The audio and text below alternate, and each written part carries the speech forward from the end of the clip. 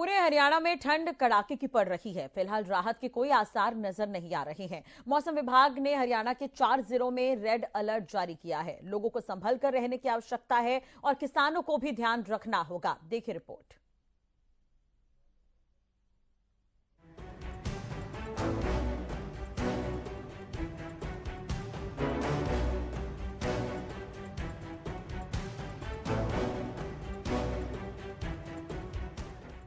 हरियाणा में कड़ाके की ठंड से राहत के कोई आसार नहीं है।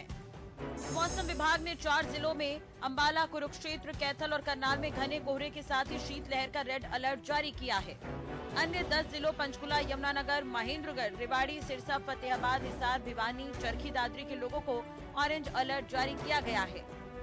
मौसम विभाग ने एडवाइजरी जारी करते हुए लोगों को एहतियात से रहने की सलाह दी है। विभाग ने कहा है कि अगले 7 दिन तक हरियाणा में कड़ाके की ठंड पड़ेगी। न्यूनतम तापमान में फिलहाल बढ़ोतरी नहीं होगी। हरियाणा में पिछले 22 दिन से बेहद सर्द दिन दर्ज किए जा रहे हैं। पिछले 15 दिन से राज्य में घना कोहरा छाया हुआ है। सूबे के अधिकांश जिलों में घने कोहरे की वजह से विजिबिलिटी 25 मीटर के आसपास दर्ज की गई है। मौसम विशेषज्ञों का कहना है कि इस बार सर्द दिन की अवधि बढ़ी है। आमतौर पर जनवरी के पहले हफ्ते तक सर्द दिन दर्ज किए जाते रहे हैं। इसकी एक वजह ये भी है कि इस समय कोहरे की मोटी चादर है। इस वजह से सर्द दिन दर्ज किए जा रहे हैं। कोहरा छटने के बाद ही राहत मिल सकती है। पश्चिमी विक्षोभ भी सक्रिय नहीं हो पा रहे, इससे भी मौसम की गतिविधियां प्रभावित हो रही है। हरियाणा में पिछले 46 दिन से सूखा पड़ा है। बीते 1 दिसंबर को बारिश दर्ज की गई थी। फिलहाल अगले एक हफ्ते भी बारिश की संभावना नहीं है। हरियाणा को सर्दी के सितम से फिलहाल राहत के आसार नहीं है। लोगों को सलाह दी जाती है कि वे घर से बाहर निकलते समय गर्म कपड़े पहने, वाहन चलाते समय सावधानी बरतें और धुंध में वाहन चलाने से बचें। Bureau report, Haryana news.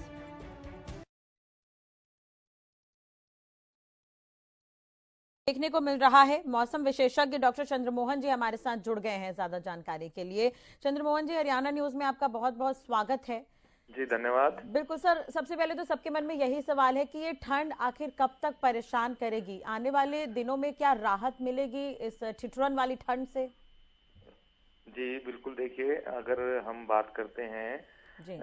उत्तर भारत में लगातार कड़ाके की ठंड का प्रहार प्रचंड होते जा रहे हैं। हाड़ कपा देने वाली ठंड अपने तीखे तेवरों से आगाज किए हुए है।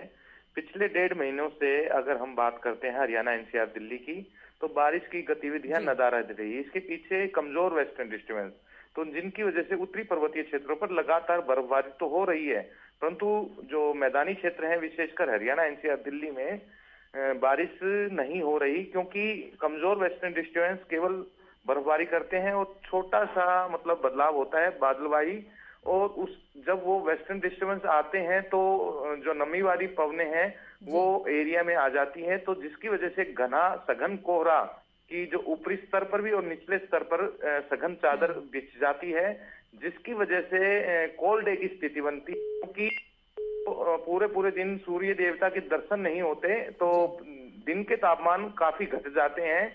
दिन के तापमान पूरे हरियाणा, एनसीआर, दिल्ली में 15 डिग्री सेल्सियस से नीचे बने हुए हैं। और इसी प्रकार से अगर धुंध छट जाती है और तेज धूप निकलती है तो वहां विपरीत परिस्थितियां देखने को मिलती हैं, यानी वहां पर रात्रि तापमान गिर जाते हैं। रात्रि तापमान कई पिछले दिनों 0 डिग्री के आसपास भी पहुंच गए, जिसकी वजह से पाला जमने की परिस्थितियां बनी हुई हैं और कड़ाके की जो शीत लहर है वो अपने प्रचंड रूप दिखा रही है। बिल्कुल। अब चंद्रमोहन जी, अब सर इसमें ये भी है कि किसान काफी परेशान हो रहे हैं। एक सप्ताह पहले तक किसानों को लग रहा था कि शायद ठंड थोड़ी कम होगी तो उनकी जो फसल है उसमें फायदा होगा इससे, लेकिन अब ओले भी गिर रहे हैं तो इस वजह से उन्हें भी काफी परेशानी हो सकती है आगे। देखिए जो कोहरा था वो तो किसानों को फायदा दे रहा था, परंतु पाला जमने की जो समस्या है उससे किसान परेशान हैं, क्योंकि जब रात्रि तापमान 0 या हिमांक बिंदु पर पहुंच जाते हैं तो पाला जम जाता है, तो पाला जमने से फसलें खराब होने के कगार पर पहुंच जाती हैं। तो मैं किसानों को आपके न्यूज चैनल के माध्यम से बताना चाहूंगा कि वो अगर इस प्रकार की परिस्थितियां बनने तो हल्की सिंचाई करते रहें, साथ में खेतों के आसपास धुएं का प्रबंध करें, तो जिससे जो पाला जमने की समस्या है उससे निजात मिल सकती है। अगर हम आने वाले समय की बात करें तो अभी 1 सप्ताह इस प्रकार की जो परिस्थितियां हैं चाहे वो कोल्ड डे की स्थिति है या शीतलहर की स्थिति है या पाला जमने की स्थिति है या कोहरे की स्थिति है, यानी जो ठंड के ट्रिपल अटैक हमें देखने को मिलेंगे और आम जन ठिठुरने को मजबूर होगा और कोहरे की वजह से जो परिवहन के साधन रेंगने को मजबूर हैं। तो इस प्रकार की परिस्थितियां अभी राहत मिलने के आसार नहीं है।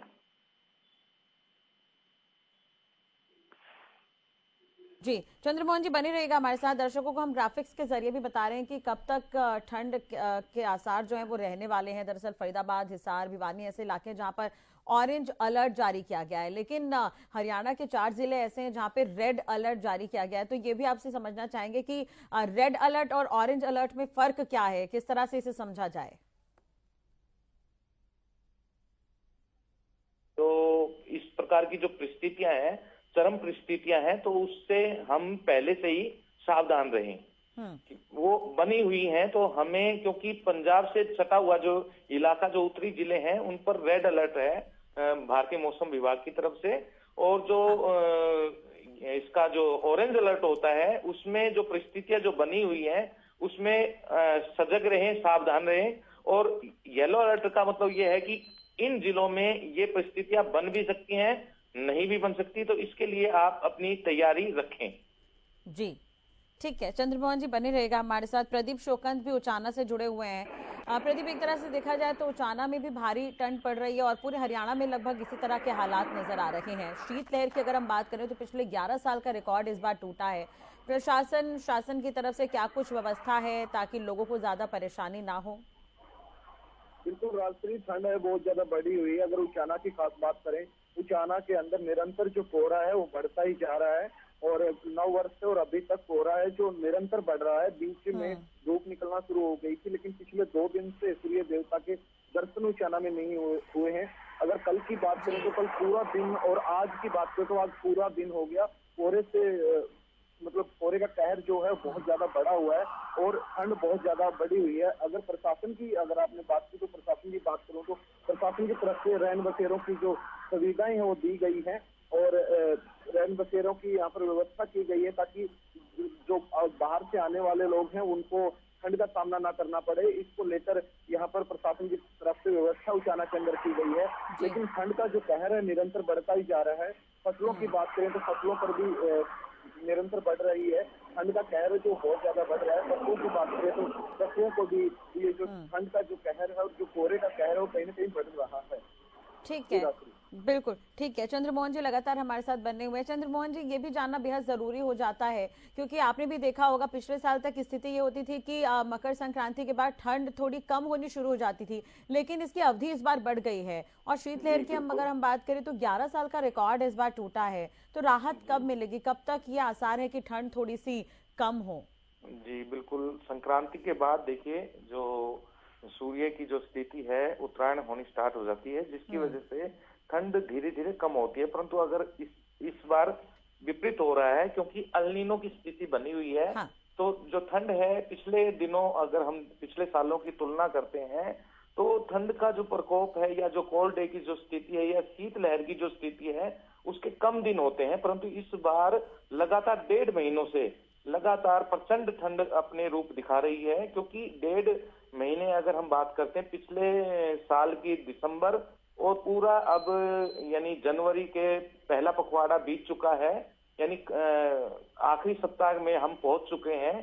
तो ठंड अपना रूप अभी दिखा रही है क्योंकि इसके पीछे क्योंकि जो कमजोर वेस्टर्न डिस्टर्बेंस है, अगर मध्यम श्रेणी के वेस्टर्न डिस्टर्बेंस आते तो उससे बारिश की गतिविधियां जो हमारे आम तौर पर उत्तरी राज्यों में होती है वेस्टर्न डिस्टर्बेंस की वजह से नवंबर, दिसंबर, जनवरी और फरवरी में, परंतु अभी तक नवंबर, दिसंबर और जनवरी में बारिश की गतिविधियां नदारद रही, इसलिए सूखी ठंड लगातार अपना आगाज दिखा रही है। ठीक है, अब प्रदीप हमारे साथ बने हुए, प्रदीप से बातचीत कर लेते हैं। प्रदीप, आप देखा होगा कि आपने कि कई जगहों पर 2 डिग्री से ज्यादा तापमान से कम तापमान गया हुआ है हरियाणा में कई जगहों पर। तो ऐसे में घना कोहरा भी है, हादसे भी उसकी वजह से हो रहे हैं। तो ऐसे में क्या लोगों को अवेयर करने की कोशिश की जा रही है, क्या उन्हें जागरूक किया जा रहा है? बिल्कुल, प्रशासन की तरफ से उनको अलर्ट जारी किए हैं कि जरूरी कामकाज के लिए आप घरों से बाहर निकलें, अन्यथा घरों से बाहर ना निकले, क्योंकि विजिबिलिटी है वो बहुत कम होगी और रोड पर निकलते हैं तो कुछ दिखाई न देने के कारण जो एक्सीडेंट है उनके अंदर वृद्धि बहुत ज्यादा हो रही है। एक्सीडेंट की केसेस जो निरंतर बढ़ रहे हैं। हमने उचाना थाना एसएचओ से खास बातचीत की तो उन्होंने भी बताया कि जो एक्सीडेंट की दर है वो बढ़ रही है, लेकिन उन्होंने एक कहा कि जैसे जैसे ठंड बढ़ रही है वैसे वैसे जरूरी काम हो तो घर से निकले, अदरवाइज घर से बाहर नहीं निकलना चाहिए। उन्हें एडवाइजरी भी जारी की गई है प्रशासन की तरफ से और निरंतर वो लोगों को अलर्ट भी करते रहते हैं। जी ठीक है, प्रदीप बने रहेगा हमारे साथ। चंद्रमोहन जी, एक और चीज आपसे जानना चाहेंगे कि जो स्थिति अभी बन रही है तो उसका नुकसान क्या कुछ हो सकता है? क्या किसानों को इसका नुकसान होगा? उन्हें क्या कृषि विशेषज्ञ से संपर्क कर लेना चाहिए क्योंकि ओले गिर रहे हैं लगातार, तो ये स्थिति क्या आगे भी बनी रहेगी? देखिए, ओले तो नहीं है, पाला जमने की जो स्थितियां हैं, तो ये जो स्थिति है किसानों के लिए, क्योंकि फसलें पर अगर पाला जमता है तो उसमें नुकसान होने के पूरे चांस होते हैं। तो इसलिए उन्होंने उनको इस आपके चैनल के माध्यम से सलाह दी जाती है कि वो अपने जो नजदीक कोई भी कृषि विज्ञान जो केंद्र हैं वहां पर संपर्क करें। उसके लिए कोई वो जैसे दवाइयां बताते हैं, छिड़काव करने के लिए सलाह देते हैं, तो वो उनकी देख रेख में ही इस प्रकार की गतिविधियां करें। साथ में हल्की सिंचाई दें और साथ में अपने खेतों के आसपास हल्का धुआं करें, तो उस समस्या से निजात मिल सकती है। तो इस प्रकार के जो कोहरा है उसमें भी अगर लगातार इसी प्रकार का कोहरा बना रहता है तो जो उससे भी किसानों की जो फसलें हैं उनको नुकसान होने की आशंका है, क्योंकि सूर्य की जो किरणें हैं वो जो एक प्रकार की जो क्रियाएं होती हैं फसलों में, उनमें सूर्य की महत्वपूर्ण भूमिका होती है। अगर इसी प्रकार से लगातार पूरे दिन सूर्य के दर्शन नहीं होते तो उसकी वजह से ये समस्या बनती है। तो इसलिए किसानों को सलाह दी जाती है वो नजदीकी कृषि विज्ञान केंद्र में जरूर संपर्क करें। ठीक है।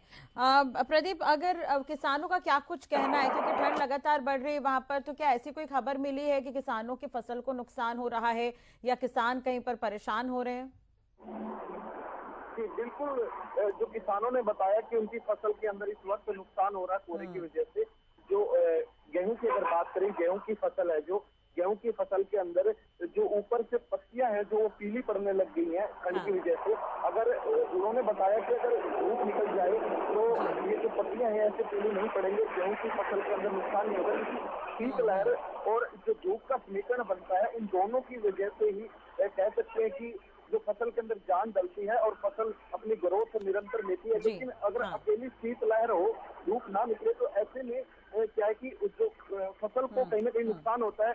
सरसों की बात करें, सरसों के अंदर धूप ना लगने के कारण ठंड के अंदर कोहरा जो उनके ऊपर जम जाता है, उसकी वजह से जो बीज को ग्रोथ लेनी चाहिए, जो ऊपर से पत्तियां होती है उनको ग्रोथ लेनी चाहिए, उनके ऊपर कोहरे की वजह से बहुत ज्यादा कह सकते हैं कि परेशानी आती है। और धूप जब आ जाती है, धूप से पत्तियों के ऊपर से वो कोहरा हट जाता है और जिससे उसको हवा क्रॉसिंग की बात करें तो हवा भी लगती है और धूप से वो खिल जाती है और ऐसे में वो फसल है जो ग्रोथ लेती है। लेकिन अगर निरंतर जैसे अभी ठंड पड़ रही है, निरंतर कोहरा पड़ रहा है, तो ऐसे में परेशानी का सामना किसानों को करना पड़ रहा है। बिल्कुल, और इसलिए सलाह भी दी जा रही है क्योंकि अगले 7 से 8 दिनों तक राहत के आसार नहीं है, तो लोगों को संभल कर रहने की आवश्यकता होगी कहीं ना कहीं। बहुत बहुत शुक्रिया प्रदीप हमारे साथ जुड़ने के लिए, बातचीत करने के लिए। डॉक्टर चंद्रमोहन जी, आपका भी बहुत बहुत शुक्रिया जुड़ने के लिए, बातचीत करने के लिए।